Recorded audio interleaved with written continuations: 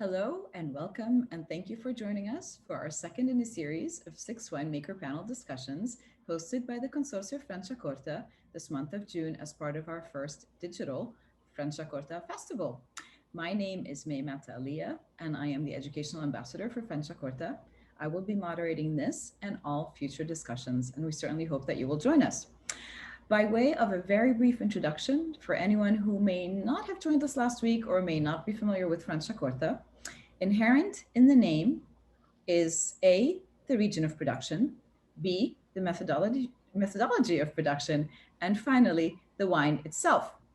So the Franciacorta production zone is a rather compact amphitheater-shaped wine region. It sits at the southern border of Lake Iseo in the Lombardy region. Franciacorta is always a sparkling wine that obtains its bubbles by way of a second fermentation in the bottle. And this method results in a wine with very fine and very elegantly textured bubbles due to the extended maturation the wine receives. With the majority of its vineyards today being farmed organically, this region has been a leader in embracing research as a means of better understanding the true benefits of biodiversity. Taking us through today's discussion on biodiversity are three producers that have been at the forefront of the research in the region. Starting off, I'm introducing in no particular order. We're starting off with Silvano Brescianini from the Barone Pizzini Winery. Silvano is the general manager of Barone Pizzini Winery and also the current president of the Franciacorta Consorzio. And even though the Pizzini farming company was originally founded in 1870, it was really only after the war that the focus moved on to viticulture. And as of 2002, the Barone Pizzini Winery became the first to release an organic Franciacorta on the market. Second, we're joined by Laura Gatti from the Fergattino Winery. Fergattino Winery is a family affair. Laura and her brother Matteo are the current owners of the winery, which was established by their parents, Roberto and Andreina, in 1990. Prior to establishing Fergattino, Roberto had spent 20 years working at various wineries in the area. Both Laura and Matteo hold degrees in enology, and Laura is the current vice president of the Franciacorta Consorzio. And last, but certainly not least, is Francesca Moretti from the Vista Winery. Since September 2020, Francesca has been the president of the Terra Moretti Vino Group, where her father, Vittorio Moretti, passed the reins of the company he built over to her. The group includes the Vista and Conta di Castaldi wineries in Franciacorta. Francesca is also a trained enologist and has been actively involved in the wine sector since 1997 and was the CEO of Terra Moretti since 2016. So thank you all three of you for joining us today and for being our willing panelists. And without further ado, I would like to start by kicking off our discussion today with posing my first question to you, Francesca. Before we even start really digging into biodiversity, let's define it. What is biodiversity? So biodiversity, from an etymological perspective, the term biodiversity is an abbreviation of biological diversity. I believe we could define it as a variety of all life form in a chosen ecosystem, being it managed or unmanaged. Wonderful, thank you. Is biodiversity, is it only measured in the soil, or are you measuring it also above ground? Can you tell us a little bit about that? From what concerns the soil biodiversity, we have conducted research in Franciacorta that resulted in a book published. The name of the book is Impact of Agricultural Practices on Biodiversity of Soil Invertebrates. We're exposing the work done, and we will use the knowledge acquired to guide us. Wonderful. So the research has been on what's underground. Will there be a similar research project done for biodiversity's impacts above ground as well? Yes, that will be our next step. It will take some time to accomplish our goal. The research times, the research takes a long time. Our decision, though, is firm and solid. We are certain that is the only way to reach our purpose. Wonderful. Thank you. I like that. Our decision is firm and solid. I like that. Wonderful. So my next question is to you, Silvano. I mentioned this a little bit in the introduction, but Baroni Pizzini was the first winery that was certified organic. What percentage of Franciacorta region today is practicing or certified organic? Yes, today there is more than 71% of vineyard surface in Franciacorta under the European rule for organic. This means are more than 4,900 acres. Wow. It's very, very important. That's really impressive. So Francesca mentioned the biodiversity research that was done. Can we talk a little bit more about that? And if you're comparing the soils under conventional viticulture and organic viticulture, do you see a difference in the soil biodiversity, and how are you measuring for it? No, not as the university they did. So it's about do a classification about everything is alive underground. Can be worms, can be spider, can be mushroom, can be bacteria, everything. So it's all about anthropology and checking how much there is.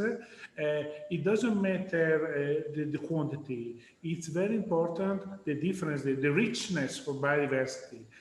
More variety are present, are very good results.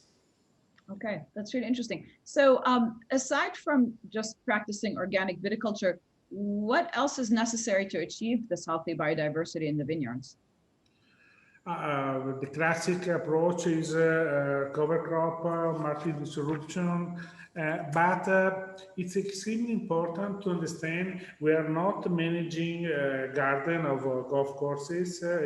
It's about to manage something alive and understand every position, every vineyard, every hills must be different, and what the nature offer, it's everything.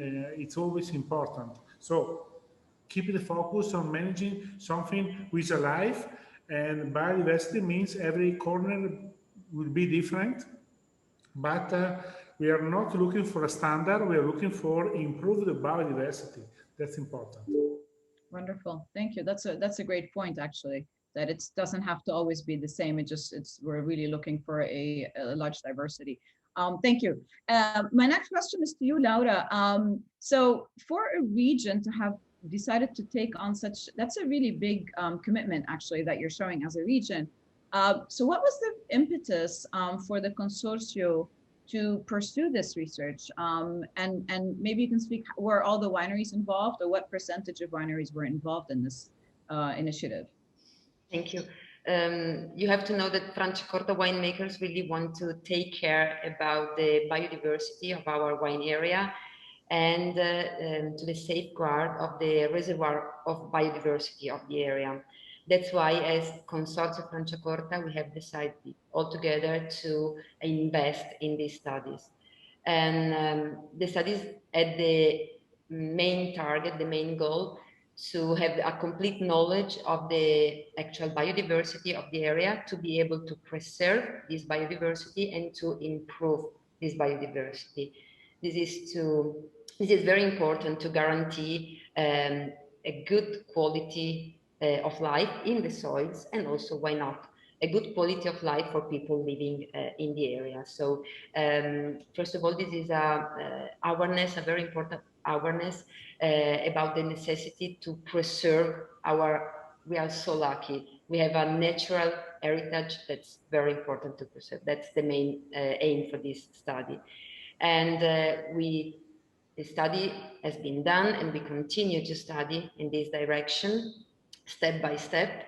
We are trying to know better and better the situation and the state of art of the soils. And a lot of wineries have decided to be part of this ambitious project. That's wonderful. So who did you collaborate with to conduct this research? I mean, you couldn't just have done it through the consortium? No, we want to be sure that our studies and our ideas, these studies has to be certificated. So we've asked the cooperation, first of all, from the university. So the biggest cooperation was between the consortium and the University of Brescia and Milano. And for a big study, very important study that lasted 5 years from 2014. And the aim of this study was to verify the population of the arthropods in our soils. So we have investigated more than 100 different soils coming from 100 different vineyards. And we found around 20 different groups of arthropods. You have to know that, as Silvano explained us, it's not important to have a lot of arthropods, but different kind of arthropods. It means that the biodiversity is improving and the quality of life in the soil is there's a big variety of life in our soils. So to find 20 different groups was a big surprise. And we've also found that this quantity of and quality of arthropods increase where we have an organic approach to the viticulture. So we are a big group of farmers going into the direction of biodiversity and organic viticulture. Wonderful. That's great. So I'm going to follow up with a question, and I'm going to pose that question to all of you. So now that you have all of this information that you have about the importance of having all of this biodiversity, will you be changing some of the approaches in your vineyards or in the way that you're practicing viticulture in your vineyards, given the knowledge that you now have that you maybe didn't have 5 years ago? Yeah, for sure, this study can help all the farmer to find the right direction in the approach to the viticulture. So we have to know that's very important to respect this heritage, as I told you. So everybody of us is really taking care of this richness, and the big challenge for the future is to preserve and maybe be back here again in, I don't know, 10 years or 20 years and say that we are more rich than now in this biodiversity. So that's very important. You have to come here and visit us and walk with us into the vineyards. Even now, it's very interesting and very beautiful to walk into the vineyards and smell the perfume, see the green, the spontaneous grass that grow, and these small arthropods walking together with us. So that's the challenge for the future. Having a well-being for quality into the wines, for sure, and quality in our lives, and for visitors too. Wonderful. Yes, I can attest to that. And I hope that the beautiful backgrounds we all have, I really wish I was actually physically in my background right now. Unfortunately, I'm in my apartment in Manhattan. I hope that our backgrounds are inspiring everyone to the actual beauty of this area.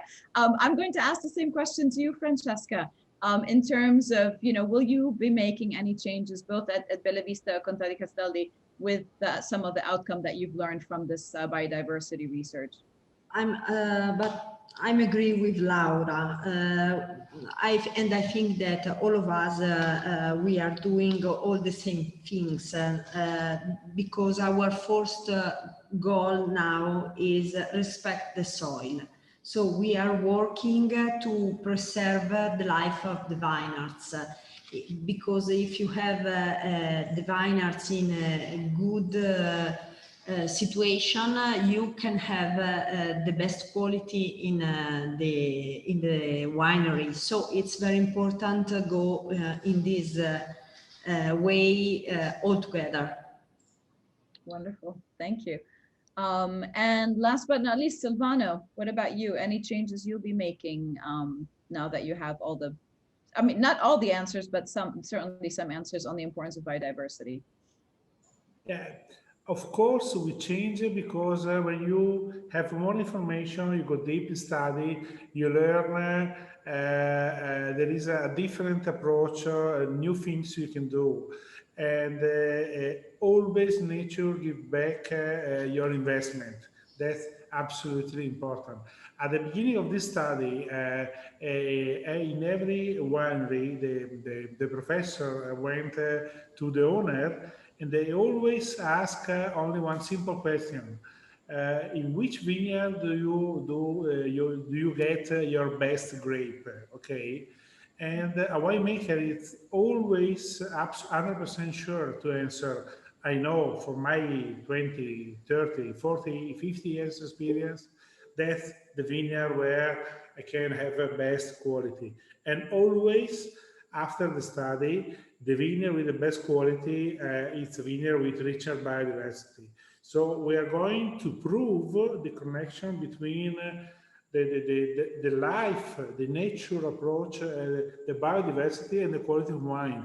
And of course, the day by day, we are learning how this grass, even this bad variety, we until 10, 20 years ago, we were looking to keep clean and avoid this confusion, and how this confusion is extremely important also in order to keep busy mosquitoes, insects who can focus on our flower, on our berries, and keep busy in different things.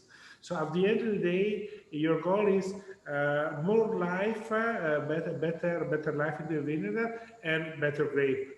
And of course, it's the best result because it's a win-win strategy. The question was, can we do better for nature at the same time, for the planet, of course, at the same time get a better grape and better wine?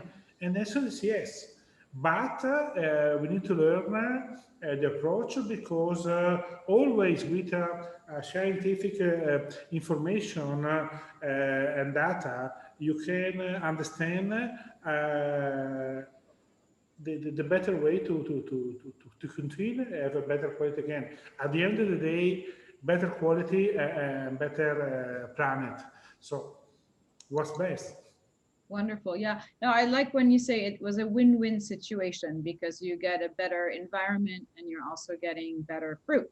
So yes, there's multiple motivation for farmers, because I'm sure also trying to get everybody on board is not always the easiest task. I mean, even if, you know, some of your producers are on board, it still is an effort, especially from the point of view of the consortium, to encourage the other growers to also want to follow suit. So I think it's really, really interesting. Yeah, and I love also what you're saying, that when you're creating all of this biodiversity in the vineyards, you're giving other outlets for some of the pests to go to. So instead of attacking maybe the grapes, they're attacking something that they're more accustomed to. So yeah, that's actually great.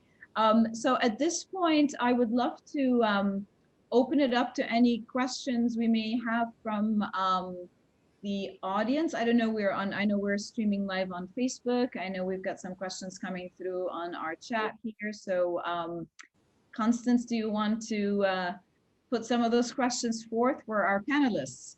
Sure. So we have just a few. The first is from Silvano. What inspired you to become the first organic winery in Franciacorta? We are not, we weren't looking to be the first. Just we were looking to learn, to understand the best way to get quality. As I said before, is a win-win strategy, but 20 years ago was not so clear. We just follow our idea, our sentiment, our feeling to find a way to get better quality and better respect for our soil and the planet. So at the beginning it was not easy, but today we are lucky because Franciacorta is a small region, and today more than 70% of the vineyard surface is under certification, and this is a great opportunity for the producer to share experience and knowledge. Every day we learn something, but if you also have opportunity to learn from your friends, your colleague, your step will be more easy. Okay, we actually just had another question come in for Silvano. Is it true that the grape herba mat is supposed to help fight climate change? Sorry. Sorry, what about climate change? Is it true that the grape herba mat is supposed to help fight climate change? Maybe, we hope so, but so when you start to looking for a new variety, it's always for quality. That's the key point. Also, talking about herba mat, we were really curious about the history of this variety, because we know there is a book who talk about the variety in Brescia, written in 1570, so 5 centuries ago. Herba mat is a variety white grape who late harvest. Ripening, sorry, we harvest normally the first week of October. So this means 6-8 weeks later than Chardonnay or Pinot. So yes, can be a help in climate change, but you should remember climate change doesn't mean necessarily every year is it to be warmer. Climate change means every year is different. So give you an example, you can have vintage like 2014 was very fresh and rainy, and 1 year later, vintage like 15, very hot and dry. So the evidence of climate change are every difference between year and year, and more powerful phenomena like hailstorm, free frost, and something like that. Great. So Laura, maybe you can answer the next one. Is there a biodynamic tendency going on in Franciacorta? Biodynamic is not so popular at the moment in the region. There's a few wineries that are approaching to this viticulture, kind of viticulture, but generally speaking, as we are talking during this event, there's an approach to the viticulture and to the respect of the soil that's behind and beyond all the different viticultural practice. I mean, we want to preserve our soil. So we perfectly know that our wineries are a unique part together with the uniqueness of the soil and of the wine area. And this was in the past, this is now, and this must be for the future. So nobody wants to destroy what we are creating and what our parents created for us. So part of the approach, organic or biodynamic, we are really trying to build the biodiversity and the quality in our wine area, for wine, for people, and for everything that surrounds us. Great. Francesca, maybe you can answer the next. What are the major pest threats in the region? And do you utilize pheromone systems to reduce pests? Sorry, I don't understand. Sorry. What are some of the major pests, some of the animals that you have to combat in the vineyards, that you might be that are a threat to the vineyards? We are working on it. Yes, sure. We are trying to do our best to preserve our vineyards, and we are work not from a long time. It's 3 years that we are work in biodynamic. You're practicing biodynamic? Yes. From okay. Yeah. Okay. So I think did we answer the question, Constance? What are some of the pest challenges? Yeah, the major pest threats of the region, and does anyone utilize pheromone systems to reduce the pests? Okay, Silvano, do you want to answer that? Do you want to answer? Probably the main one is the Plasmopora viticola, peronospora. I don't know English, peronospora. Me too. Gusto e peronospora. And yes, we also utilize pheromone for the sexual confusion in order to avoid to use a pesticide. It's more than 2,000 hectares right now under the using the pheromone. Yes. Great. The next question for Francesca, are the Bella Vista vineyards certified organic today? And when did you start the process? We started 3 years ago. Okay. In Franciacorta, we started 3 years ago, yes. Okay, great. And the last for now is for Lara. Argentina is always innovating, and a lot of us are familiar with the square-shaped bottle you use for your wines. Are there any new surprises that you are working on? So you have to know that the square bottle is mainly was invented by my brother, first of all, and part the aesthetical reason the bottle has has been done for the quality on the wine. So every day we work on this direction. So improve the quality. That's the news we try to give to our customer every day. But we are also working for something new at the winery. You also have to know that we need a long time to produce Franciacorta. We need time to age the wine and to show the news to the customer. So there's something new, but it's really too early to talk about. Maybe next time. Perfect. Well, I think that's it for questions. So thank you. I'm going to pop off. Great, thank you, Constance. So that wraps up our discussion for today on biodiversity. I think I certainly learned a lot. I always learn a lot when I speak with producers, and I can attest.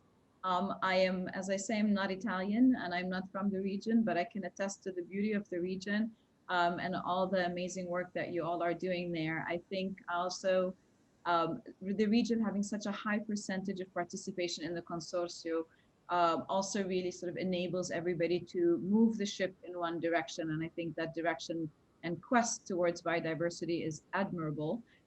So thank you for sharing that with us. So before closing off, I would just like to say that this was our second in the series of our panel discussions. We will have a few more coming up. They will be on Mondays and Wednesdays. And here we have our upcoming schedule. So I hope that you will join us on Wednesday, June 16th, same time, same place. We will be kicking off our next 4 webinars. We're really talking more on the various styles of Franciacorta. And our first discussion will be on Satin, which is a proprietary wine to the region. I think it's absolutely delicious. And I hope that you will join us to learn a little bit more about it. And until then, thank you very much. Our panelists for the Satin discussion will be Gregorio Villa from Santa Lucia Winery, Gianluca Cittadini from La Montina Winery, and Camilla Alberti from Castelvedere. So thank you for joining us, and I hope you have a wonderful rest of your day.